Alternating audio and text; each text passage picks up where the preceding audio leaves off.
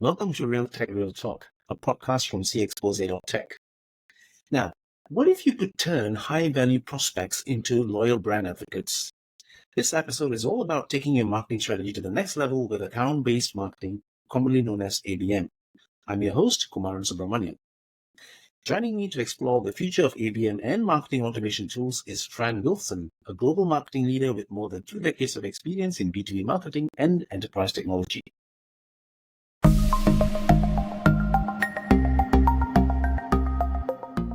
Hi, Fran. Welcome to the show.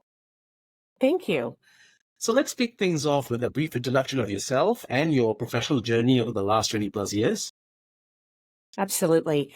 I have spent my entire career in enterprise software and SaaS, spending much of that over 2 decades at Red Hat, and have most recently served as head of marketing, chief marketing officer at 2 other SaaS companies.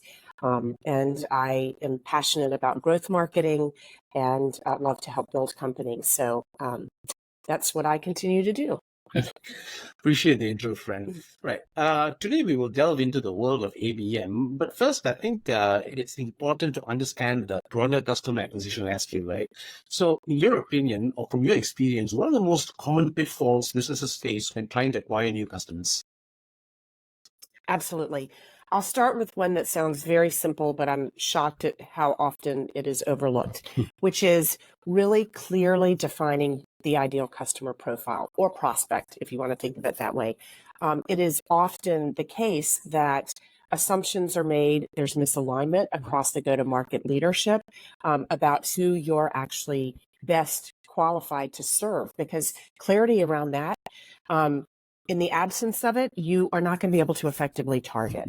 And so from that point forward, I think other areas are not using the available intent engines and marketing technology to really effectively target, using the strategy of really spear fishing instead of net fishing. In B2B tech marketing, that becomes so much more important because you can be very inefficient in your marketing when you are not using the available tools to really target effectively. Other pitfalls, I think, are really around validating the right channels and tactics for acquisition. And I'll give you a very tangible example. Many companies, as they're growing quickly and haven't really brought a lot of MarTech and intent capabilities to bear, often really think about things like events for acquisition. Events, physical events, less so. Virtual events, very expensive for acquisition. So thinking about the right tactic and the right channel for the goal you have, whether that's retention, acquisition, cross-sell, upsell, being super intentional, actually mapping that along with a content strategy that is tailored for those 4 motions because they're very different. And so thinking about acquisition, which is far and away the most expensive of those 4 that I just enumerated, you really should be very thoughtful about which tactic you're using to drive the most efficient acquisition strategy. But the thing is, traditionally, ABM strategies have been centered on new high-value customer acquisition, right? But the criteria tends to shift considerably for retention efforts. So maybe you would share some specific metrics and data points companies should use when using ABM to identify customers with high potential. I mean, maybe things like purchase history, engagement levels, industry trends, etc. Sure, absolutely. So again, I think it really depends on the company, the size, and their customer configuration, their balance from a pipeline expectation perspective of acquisition of new customers versus retention and renewal, cross-sell, upsell. So modeling that out from a pipeline perspective is step 1. That's very, very important. I'm going to give you 2 examples from recent roles that I have held. One was at Riskified, where we were really using account-based marketing and an account-based growth strategy end-to-end to support the go-to-market functions. That was centered on net new customer or largely nascent customer expansion, and we were very centered on that. When you're using ABM for the purposes of nascent customer expansion or true net new, first of all, set the expectations across the business. It's expensive. It's expensive from a calories and a cash perspective. So being really thoughtful about using true one-to-one ABM as an acquisition strategy is important because you're going to invest a lot upfront. It is an effective strategy, particularly when you have a very clear and smaller target audience. At Riskified, the total addressable market, given the platform economics, e-commerce fraud protection, meant it was an appropriate demand strategy for an acquisition motion for them. Only less than 4,000 entities globally to target. So when you have that kind of smaller addressable market, I think account-based marketing and one-to-one or one-to-few is a good strategy. When you have a very, very large addressable market like Red Hat or many, many of the players in B2B SaaS and enterprise software, I would suggest that it is often a better strategy to use a blended approach with ABM and using, if you have a very, very dense revenue pyramid with a lot of high value accounts at the top where they're contributing 50, 60, 70% of your annualized revenues. ABM in that kind of model looks, I think, very different, and it's more of a retention, cross-sell, upsell demand strategy for those existing customers. So it's very, very important to, again, align the demand type or demand strategy to the cohort of accounts, whether they're existing customers, very large revenue dense customers, emerging customers, or true net new, and being very thoughtful about how you're developing that strategy aligned to those different scenarios. Right. Now I'd like to explore how personalization in ABM has evolved with marketing automation. I mean, in the past, ABM tended to rely a lot on manual outreach, right? But today, automation tools have changed the game considerably. So let's discuss how this has impacted the way companies identify target accounts, deliver personalized messages, and measure campaign effectiveness. Yeah, well, I will just say it's been a game changer from the past 5-6 years. I'll start with Red Hat. I've used Cxpose at my last several companies, and highly recommend all of those intent engines. There's several very, very effective platforms out there to consider. But when you use intent and propensity modeling, and now with AI, it's even better and more capable. But when you use those in concert, you can become very, very targeted, very bespoke in your messaging, and really, very importantly, incredibly efficient.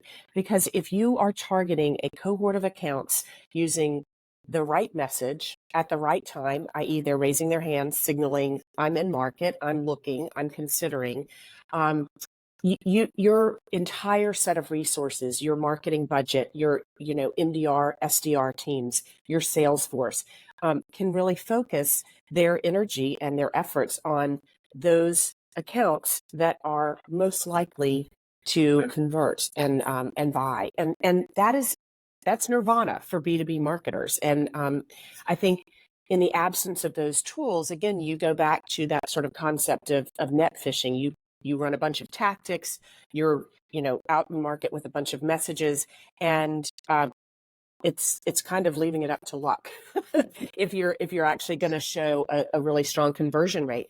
And I'll give you a very tangible, quick example. When I was leading the demand team at Red Hat, we partnered with our marketing operations colleagues and stood up a pilot for Cxpose, and it was our first foray into really using intent.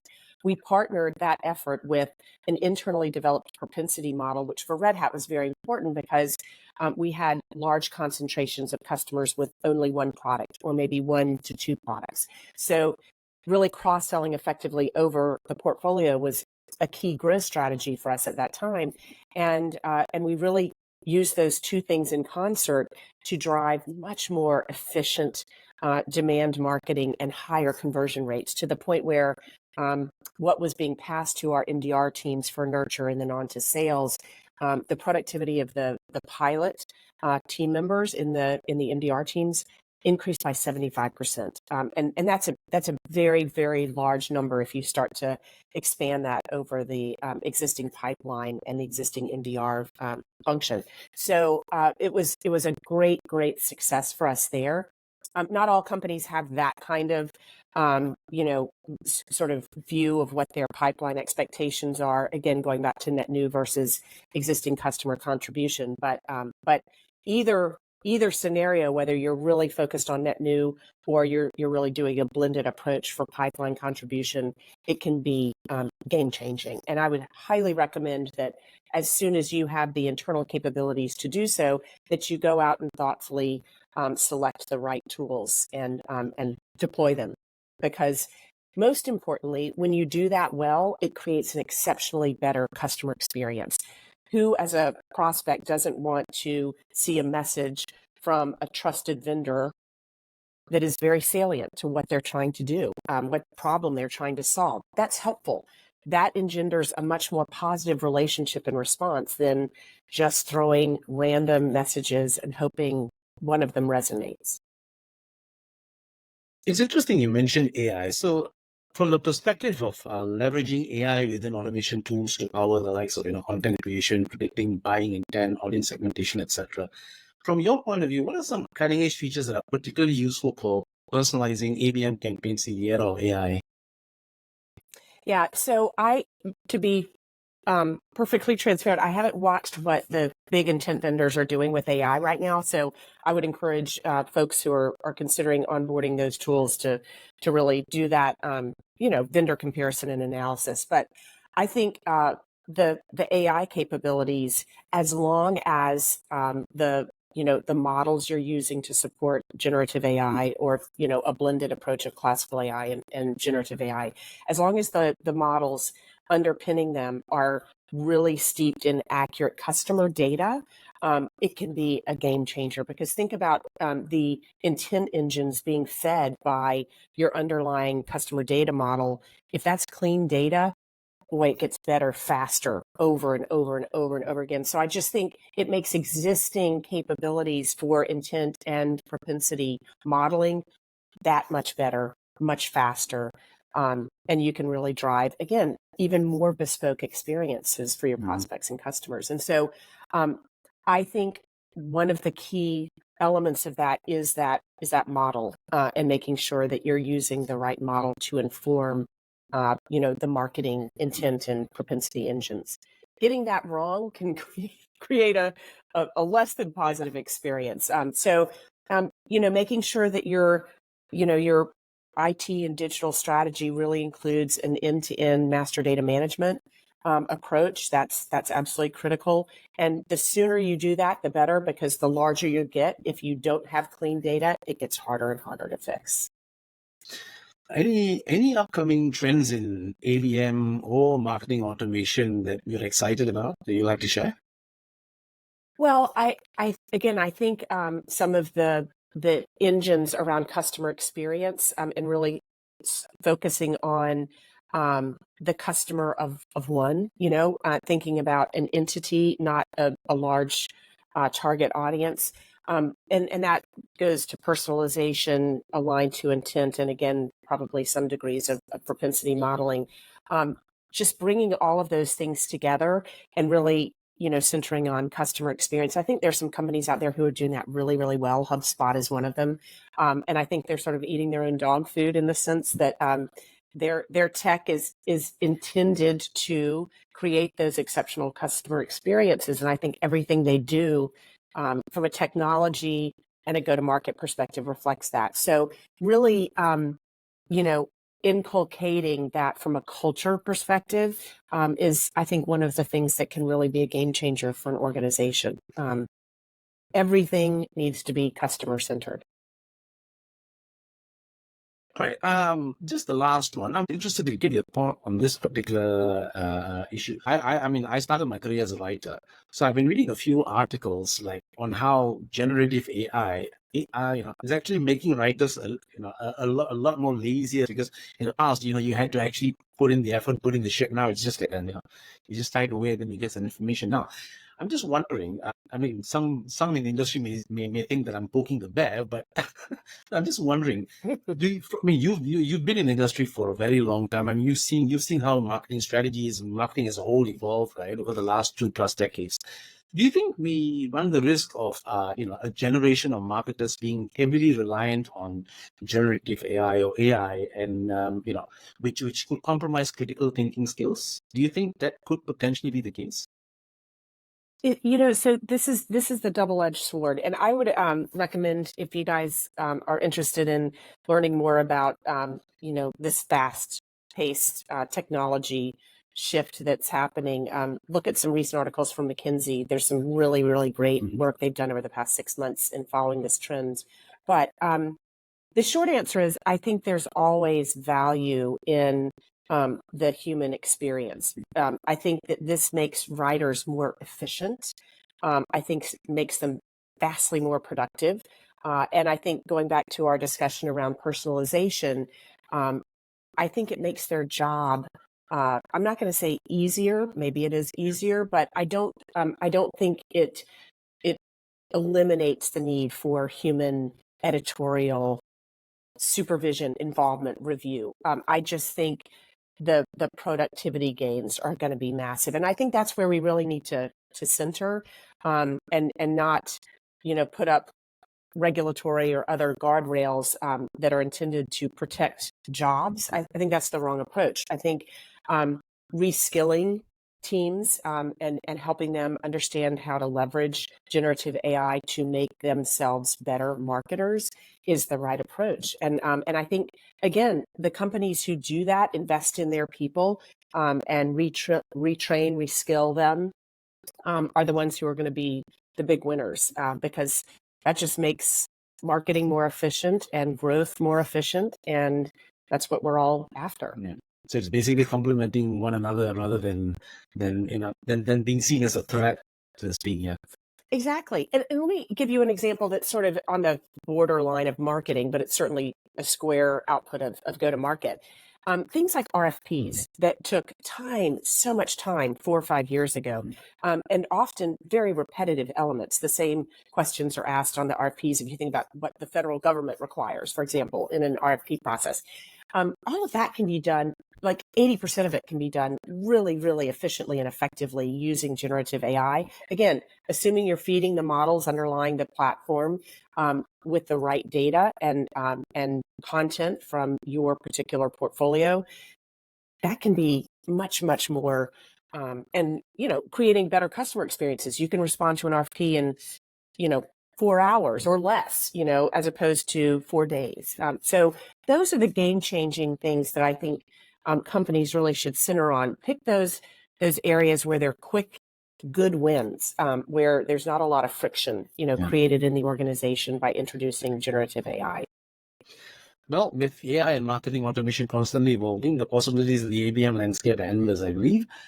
Thank you so much, Fran. This has been a fantastic discussion about the future of ABM. I, for one, am excited to see how this will continue to evolve, and how the trends will continue to shape the landscape of not just ABM, but marketing as a whole.